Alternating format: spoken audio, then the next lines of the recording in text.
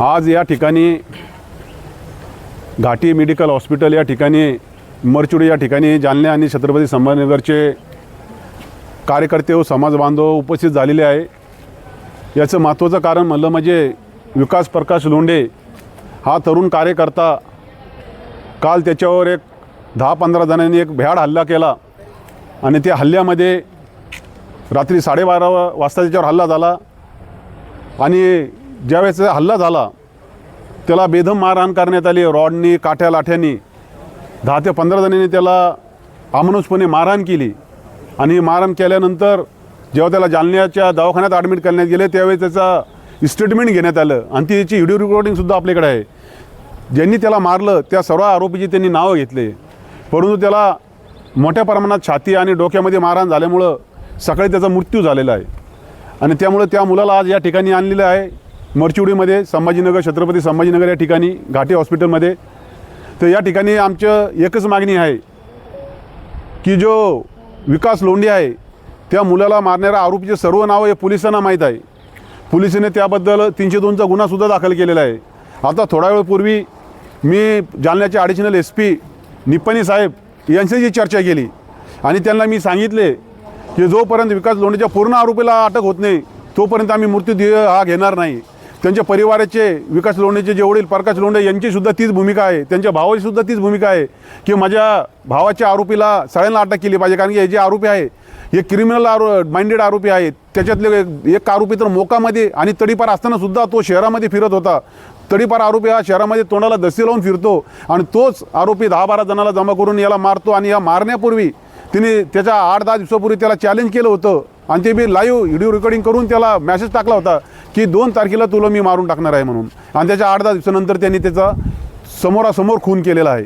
त्यामुळे या ठिकाणी पोलीस प्रशासन हे जालन्याचे म्हणा की महाराष्ट्रातील म्हणा हे सरकार या क्रिमिनल लोकांपुढे हतबल झालेले आहे। देवेंद्र फडणवीस हे गृहमंत्री आहे, त्यांच्या काळामध्ये मागासवर्गीयावर हे अन्याय अत्याचार वाढलेले आहे। कारण की तुम्ही बघत असाल की आत्ताच नगरमध्ये तुम्ही बघितलं असाल त्या ठिकाणीसुद्धा मातंग समाजाच्या एका मुलाला काही गोळागुंडांनी मनुवादी विचारसरणीच्या लोकांनी त्याच्या पायावर गाडी घातली, त्याच्या डोळ्यावर चाकू मारला, त्याचे हातपाय तोडले आणि ते केल्यानंतर त्याच्यावर लघवी केली आणि त्याच्यावर थुकले। म्हणजे ही कोणती मानसिकता आहे तुमची? या राज्य सरकारला माझा प्रश्न आहे, या महायुती सरकारला माझा प्रश्न आहे की ही कोणती मानसिकतेचे लोक तुम्ही सांभाळतात? कायद्यात जर धाक असतात आज ह्या प्रकारे महाराष्ट्रामध्ये अन्याय अत्याचार झाला नसता। त्यामुळे या प्रकार आपल्या विकास लोंढेच्या आरोपीला तात्काळ अटक झाली पाहिजे अशी या ठिकाणी आम्ही मागणी करतो। रिपब्लिकन पार्टी ऑफ इंडियाच्या वतीने, मातंग क्रांती मोर्चाच्या वतीने, सकल मातंग समाजाच्या वतीने या उद्याच्या जालना SP ऑफिसवर आम्ही मोर्चा काढणार आहोत। त्या ठिकाणी जालन्याचे आमचे नेते संजू बाबा गायकवाड आहेत, त्या म्हणजे आमचे संदीप खरात हे पण एक चांगले भीमसैनिक आहेत आणि आम्ही सर्व मिळून आणि तिथले सर्व समाज बांधव मिळून उद्या SP ऑफिसवर आम्ही मोर्चा याच्यासाठी काढणार आहोत की जोपर्यंत त्यांचे पूर्ण आरोपी अटक होत नाही, कारण पोलिसाला माहिती आहे की ते आरोपी जालन्यामध्ये आजूबाजूला फिरत आहे, पण कुठेतरी लांगे बांधे असल्यामुळं ह्या आरोपीला अद्याप अटक झालेली नाही। त्यांना अटक करण्यासाठी उद्या SP ऑफिसवर दुपारी 2 वाजेच्या दरम्यान 1 ते 2 दरम्यान इथं भव्य मोर्चाचे आयोजन हे सर्व कार्यकर्ते करणार आहेत। एवढं मी बोलतो आणि राज्य सरकारला परत एकदा आम्ही आव्हान करतो आणि आम्ही त्याला सांगतो की मागासवर्गीयांवर अन्याय अत्याचारावर त्वरित आळा घालण्यात यावे, अन्यथा या महाराष्ट्रामध्ये मागासवर्गीय आणि दलित समाजाचं मोठं आंदोलन चिघळेल। हे बोलून माझे 2 शब्द संपवतो। जय भीम, जय भारत, जय लवजी। आत्ताच या 2 दिवसापूर्वी जालना शहरातील उद्योजक मित्तल यांच्यावरही गुन्हेगारांनी याच पद्धतीने हल्ला केला। त्या हल्ल्यामधले पण सुद्धा आरोपी आजही अटक नाही, म्हणून आमचा दलित समाजाचा एक प्रश्न निर्माण झाला आहे। या महाराष्ट्रातला जो SC समाज आहे, दलित समाज आहे, हा असुरक्षित आहे। काल रात्री विकास लोंढेला याच गुन्हेगार लोकांनी खूप दुर्दैवी असं मारहाण केली आणि त्या मारहाणीत तो मरण पावला आहे।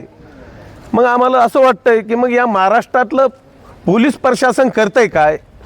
मग छत्रपती संभाजीनगरचे IG साहेब असेल त्यांनाही आमचा असा सवाल आहे, मग जालन्याचे SP असेल त्यांनाही असा सवाल आहे का मग आपण का गावगुंडांना पाठीशी घालण्याचं काम या महाराष्ट्रातलं पोलीस प्रशासन करतंय का? या छत्रपती संभाजीनगरचे IG साहेब गावगुंडांना पाठीशी घालण्याचं काम करतंय का? या जालन्याचे जे SP आहे ते तर मुंग गिळून बसलेत।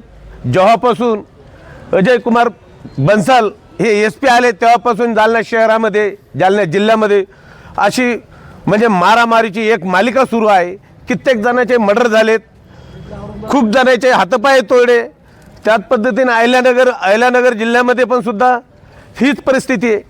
म्हणून या पोलीस प्रशासनाला धडा शिकवण्यासाठी हा दलित समाज उद्या जालना SP कार्यालयावर धडकणार आहे. आणि या विकासच्या आरोपी जोपर्यंत अटक होणार नाही तोपर्यंत या महाराष्ट्रातला तमाम दलित समाज हा शांत बसणार नाही. जर याच्यामध्ये जर या आज 2 तासामध्ये जर हे आरोपी अटक नाही झाले तर या महाराष्ट्राचे गृहमंत्री असेल, या महाराष्ट्राचे मुख्यमंत्री असेल, मुख्यमंत्री साहेब या महाराष्ट्र दौऱ्यात कुठेही जरी आढळले तर मात्र लघु शस्त्र सेनेचे कार्यकर्ते त्यांना काळं फासल्याशिवाय राहणार नाही. एवढंच करून थांबणार नाही तर मुख्यमंत्र्याच्या घरात या महाराष्ट्रातले मातंग समाजाचे कार्यकर्ते साप पण सुद्धा सोडायला कमी करणार नाही. एवढंच मला या आकाशबद्दल एवढंच सांगायचं आहे. आणि पोलीस प्रशासनाने आता कुठल्या पद्धतीने त्यांनी भूमिका घ्यायची हे त्यांनी ठरवावं.